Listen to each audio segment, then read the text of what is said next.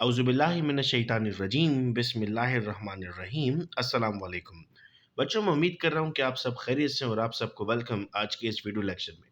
इस वक्त स्क्रीन पर आप देख रहे हैं कि लिखा हुआ है second year physics in 12 days.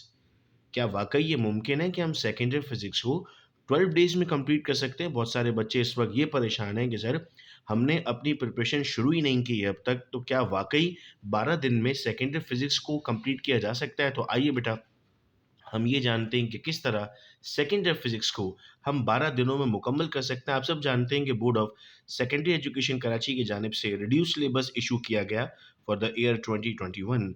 और अगर रिड्यूस सिलेबस में हम चैप्टर्स देखते हैं तो हमारे पास चैप्टर्स है 10 और टोटल जो टॉपिक्स बनते हैं बेटा हमारे पास वो है 49।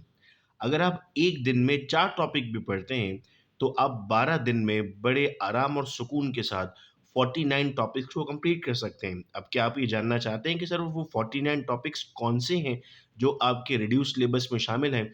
तो अपनी फ़िज़िक्स की टेक्स्ट बुक इस वक़्त अपने साथ रखिएगा, चूँकि मैं भी इस वक़्त आपकी सेकंड ईयर फ़िज़िक्स की टेक्स्ट बुक उठा रहा हूँ और मैंने टॉपिक्स इसमें मार्क कर लिए हैं। मैं साथ-साथ आपको समझाता जाऊँगा और आपने भी अभी इन टॉपिक्स की तरफ जाना होगा। तो स्टूडेंट्स, हम देख रहे हैं ये हमारी टेक्स्ट बुक है जो इस वक्त आपके सामने मौजूद है। और अब टॉपिक वाइज मैं आपको लेकर चलता हूँ। सबसे पहले आप चैप्टर नंबर 11 में जब आते हैं तो आपका टॉपिक आता है थर्मल एक्सपेंशन। थर्मल एक्सपेंशन पे टिक कीजिए। इसके बाद है बेटा लीनियर एक्सपेंशन। याद रहे जो टॉपिक्स हैं उनसे रिलेट करते हुए न्यूमेरिकल्स भी हमारे पास मौजूद हैं। फिर हमारे पास टॉपिक है बेटा वॉल्यूमेट्रिक एक्सपेंशन। इसके बाद बायोमेटालिक स्ट्रिप का जिक्र नहीं किया गया हमारे रिड्यूस सिलेबस में। बायोमेटालिक थर्मामीटर का जिक्र नहीं किया गया। गैस लॉज में बॉयल्स लॉ और चार्ल्स लॉ का जिक्र किया गया। याद रहे ये इंपॉर्टेंट क्वेश्चंस हैं, चूंकि मॉडल पेपर में भी ये सवाल पूछे गए हैं। इसके बाद हमारे पास जनरल गैस इक्वेशन की डेरिवेशन है, P V is equal to N R T, और इससे रिलेट करते हुए न्यूमेरिकल्स हैं। इसके बाद अगर हम बढ़ते हैं तो the properties of gas kinetic interpretation of pressure on kinetic energy, ये सब कुछ इंक्लूडेड नहीं है। ये बहुत मुश्किल टॉपिक्स हैं, बच्चे अक्सर परेशान रहते थे, ये टॉपिक इंक्लूडेड नहीं हुआ हुआ है। Specific heat capacity, determination of the specific heat capacity. इसके बाद बेटा मोलर स्पेसिफिक हीट, मैं उम्मीद कर रहा हूँ कि टिक करते जा रहे हैं साथ साथ आप लोग। इसके बाद first law of thermodynamics, then applications of first law of thermodynamics. 4 applications हैं बेटा इसकी, ये आपको करनी है। अब ये जो डेरिवेशन है एक बड़ी ख़तरनाक सी, C P minus C V equal to R, ये इंक्लूडेड नहीं है आपके रिड्यूस सिलेबस में। सेकेंड लॉ ऑफ थर्मोडायनेमिक्स है, इसकी 2 स्टेटमेंट्स हैं जो इस वक्त टिक हुई हुई हैं। साथ साथ बुक अगर आपके पास है और आप इसको सॉल्व कर रहे हैं तो बहुत आसानी से आपका सिलेबस आपके पास आता जा रहा है। और फिर कार्नोट इंजन, और कार्नोट इंजन को मैं इंपॉर्टेंट सवाल कहूँगा चूंकि ये आपके मॉडल पेपर में पूछा जा चुका। तो आपका चैप्टर नंबर 11 कंप्लीट हुआ। बहुत रिड्यूस हो गया बेटा, आप बहुत आराम से अपनी फिजिक्स की अब तैयारी कर सकते हैं। और फिर मैं आपको बताऊंगा कि आपको अगर किसी भी टॉपिक में प्रॉब्लम होगी तो वो कैसे सॉल्व होगा। फिर आओ चैप्टर 12 पर, और चैप्टर 12 पर आप आ गए, कूलम्स लॉ है आपके पास। कूलम्स लॉ से रिलेट करते हुए बेटा न्यूमेरिकल्स भी आएंगे। फिर इसके बाद टॉपिक है इंटेंसिटी ऑफ इलेक्ट्रिक फील्ड। ये टॉपिक्स मेंशन किए गए हैं मॉडल पेपर में। सेकंड टॉपिक मेंशन नहीं किया गया तो देखो मैंने टिक नहीं लगाया इस पर, आपने भी टिक नहीं करना। Electric line of forces mention नहीं है, electric flux and electric density mention नहीं है। इस सब से आप जो है वो फ्री हो गए हैं। गॉसेस लॉ बेटा यहाँ पर मौजूद है। याद रहे गॉसेस लॉ मैं कहूँगा इंपॉर्टेंट सवाल है, क्योंकि मॉडल पेपर में ये सवाल पूछा गया है। इसके बाद बेटा इलेक्ट्रिक पोटेंशियल पर टिक कीजिए आप लोग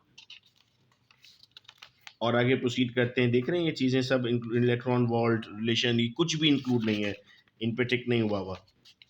फिर बेटा टॉपिक डायरेक्ट आ गया पैरेलल प्लेट कैपेसिटर और कॉम्बिनेशन ऑफ कैपेसिटर्स, यानी सीरीज पैरेलल। इसमें से एमसीक्यूज भी पूछे गए हैं। तो ये आपका चैप्टर नंबर 12 भी कंप्लीट हो गया। अब आते हैं हम चैप्टर नंबर 13 पर, देखते हैं 13 में क्या क्या इंक्लूड किया हुआ है। तो सबसे पहले बेटा इलेक्ट्रिक करंट पर टिक कर लो। इलेक्ट्रिक करंट इंक्लूड किया गया है। अभी देखो डायरेक्शन ऑफ करंट इंक्लूडेड नहीं है। फिर है electrical resistance in Ohm's law. फिर ये रेजिस्टिविटी वाला सवाल इंपॉर्टेंट है चूंकि आपके मॉडल पेपर में ये सवाल पूछा गया है कंप्लीट। अच्छा सर, आगे आगे बढ़ते हैं। ये सवाल था पूरा complete, dependence of resistivity upon temperature. आगे प्रोसीड करते हैं। कॉम्बिनेशन ऑफ रेजिस्टेंस सीरीज में और पैरेलल में दोनों बेटा आपको करने हैं, ये टॉपिक इंक्लूडेड है। इसके बाद देखो पावर डिसिपेशन इंक्लूडेड नहीं है, तो इसका न्यूमेरिकल भी नहीं आएगा। फिर आपके पास बेटा इंक्लूडेड है इलेक्ट्रोमोटिव फोर्स,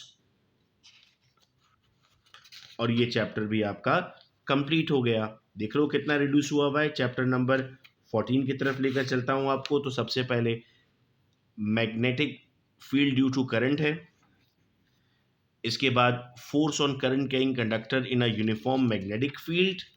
नेक्स्ट में देखो टॉर्क वाला इंक्लूडेड नहीं है, जिसकी डेरिवेशन बहुत मुश्किल है।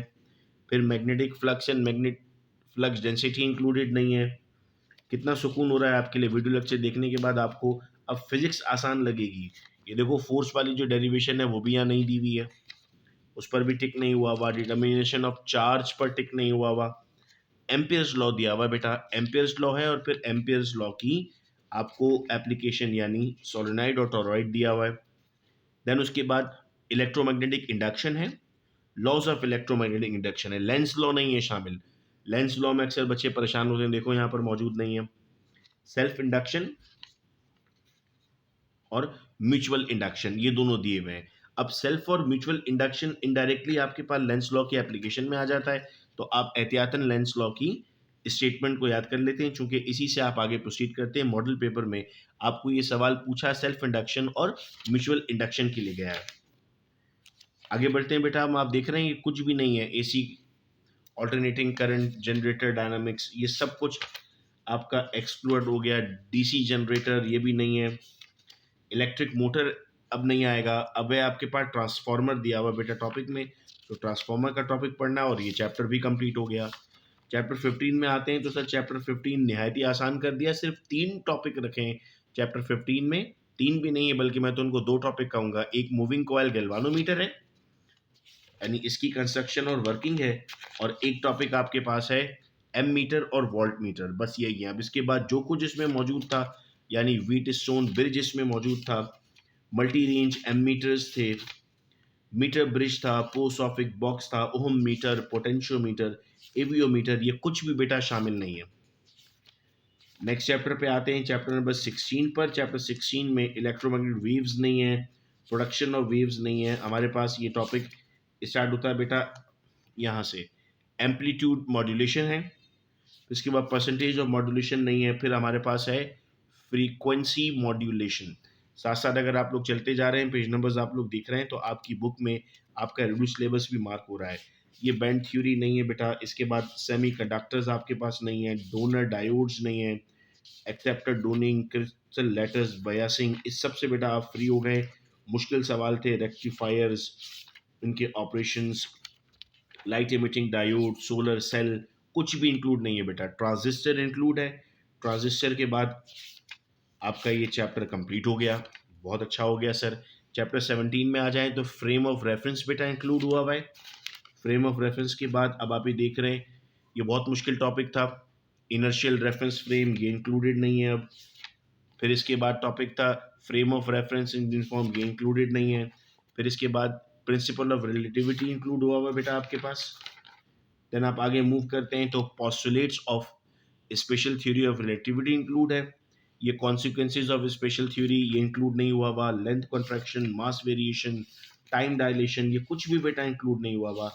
ब्लैक बॉडी, बहुत बच्चे परेशान रहते हैं प्लैंक्स लॉ को लेकर, ये कुछ भी इंक्लूड नहीं है। फोटो इलेक्ट्रिक इफेक्ट है बेटा इसमें, और कॉम्पटन इफेक्ट है। 2 टॉपिक बस आपके पास अब और इसमें आए, और ये चैप्टर भी कंप्लीट हो गया। आगे ये जो कुछ भी लिखा हुआ है, लास्ट टॉपिक आपके पास पेयर प्रोडक्शन जो उसके साथ ही आता है। देन नेक्स्ट में कोई टॉपिक इंक्लूड नहीं है। ये सब कुछ आपका रिड्यूस हो गया, आपको याद करने की ज़रूरत नहीं है। अब आपको सुकून हो रहा है कि फिजिक्स में तो काफ़ी चीज़ें कम हो चुकी हैं। अब आइए एटॉमिक स्पेक्ट्रा पर। तो एटॉमिक स्पेक्ट्रा में आपके पास एक तो नील बॉहर पे सवाल है बेटा, इसको मैं इंपॉर्टेंट कह रहा हूँ चूंकि मॉडल पेपर में ये डेरिवेशन पूछी गई है आपको रेडियस की, और जिन स्टूडेंट्स ने मॉडल पेपर सॉल्यूशन की क्लास अटेंड की है तो उनको अच्छे से याद भी हो गई है। Excitation and ionization potential include नहीं है। देन एक्सरे स्पेक्ट्रा बेटा इंक्लूड है। फिर इसके बाद आप देख रहे हैं जो भी टॉपिक्स दिए हुए हैं इसमें से कुछ भी आपको याद नहीं करना, और आपके पास टॉपिक लेज़र और उसका प्रिंसिपल इंक्लूडेड है कि लेज़र किस तरीके से काम करता है। चैप्टर कंप्लीट हो गया। आइए चैप्टर नंबर 19 पर चलते हैं। ये वो मुश्किल चैप्टर्स हैं जिनको याद करना बहुत मुश्किल होता था हमारे लिए, लेकिन अब तो निहायत ही आसान हो गया। सर 19 में हमारे पास टॉपिक है radio activity and nuclear changes.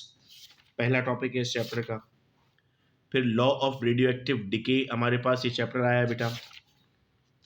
फिर नेक्स्ट टॉपिक है द हाफ पीरियड और the half life of the radio active nuclide. इसके न्यूमेरिकल्स भी हैं। मास एनर्जी रिलेशनशिप खत्म हो गया बेटा हमारे पास। मास डिफेक्ट खत्म हो गया, ये नहीं आएगा, यानी इसके न्यूमेरिकल भी नहीं आएंगे। और फिर आपके पास है बेटा न्यूक्लियर फिजन, और दूसरा रिएक्शन है आपके पास न्यूक्लियर फ्यूजन। दो रिएक्शंस और इस चैप्टर के। चैप्टर 19 भी कंप्लीट हो गया। अब आइए चैप्टर नंबर 20 की तरफ बढ़ते हैं। तो चैप्टर 20 में हमारे पास सर सिर्फ दो टॉपिक्स हैं। एक है हमारे पास विल्सन क्लाउड चैम्बर जो आपको मिलेगा पेज नंबर 334 पर, और एक है आपके पास गीगर काउंटर जो आपको मिलेगा पेज नंबर 337 पर।